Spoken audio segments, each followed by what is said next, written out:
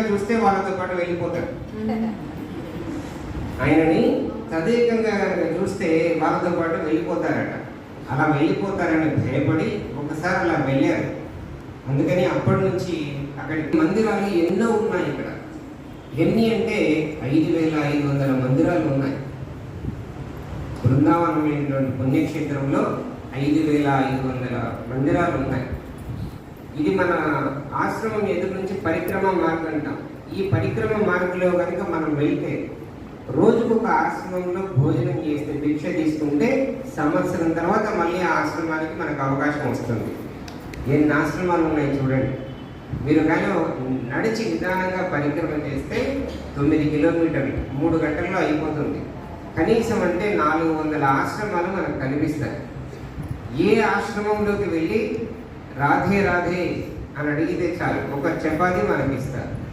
మీరు బృందావనంలోని విశేషం ఏంటంటే ఎంత ధనం ఉన్నప్పటికీ ఎంత లేనప్పటికీ ఎవరైనా సరే వాళ్ళ ఇంటి ఎదురుగా నిలబడి రాధే అని అడిగితే ఒక చపాతీ గబగబా పరిగెత్తుకుంటూ వచ్చి వేస్తారు. ఎందుకంటే ఇదే పుణ్యక్షేత్రంలో దాదాపుగా 4 మాసాలు ఇక్కడ మధుకరి వృత్తి చేశారు. ఏదో ఒక వీధికి వెళ్ళి రాధే అంటే చపాతీలు తీసుకొచ్చి ఇచ్చేటువంటి వారు. ఎంతటి విశేషం అంటే అంతటి విశేషమైనటువంటి సాధకులు ఉన్నారు. పంజాబ్ నుంచి షీలా బెహన్జీ అని ఒక అమ్మగారు ఉండేవారు. రిటైర్డ్ ప్రిన్సిపాల్, పంజాబ్ గోరానగర్ కాలనీలో ఉంటారు. వారికి 1వ తేదీ కల్లా పెన్షన్ పడుతుంది కదా. ఒకసారి వారిని గమనించారు.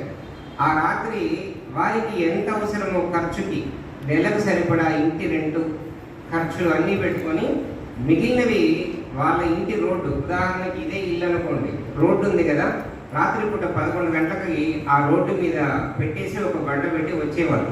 అది ఎవరికి దొరికితే వారికి ప్రాప్తం అనమాట. దరిదాపుగా దాంట్లో 35-40 వేలు ఉంటాయి.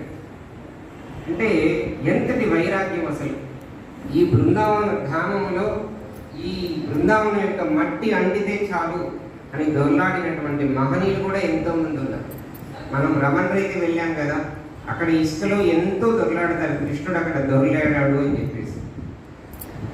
అందుకని భగవంతుడు నడయాడినటువంటి ప్రదేశం ఇప్పుడంటే తార్ రోడ్డు వేశారు. ఒక 20 సంవత్సరాల క్రితము మనం కానీ చూస్తే ఈ రోడ్డు లేనప్పుడు దీని మీద పరిక్రమ మిట్ట మధ్యాహ్నం చేసినా మన కాళ్ళలో పెడితే ఎంత చల్లగా ఉంటుందో, మట్టి అంత చల్లగా ఉండేది.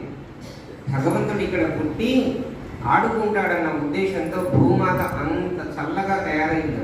ఈ ప్లేస్ భగవంతుడి గురించి తప్పించి ఇక్కడ సిద్ధి పొందినటువంటి మహనీయులు ఉన్నారు. అందుకే ఇది బాగా సిద్ధక్షేత్రం, భక్తి పరాకాష్ఠ.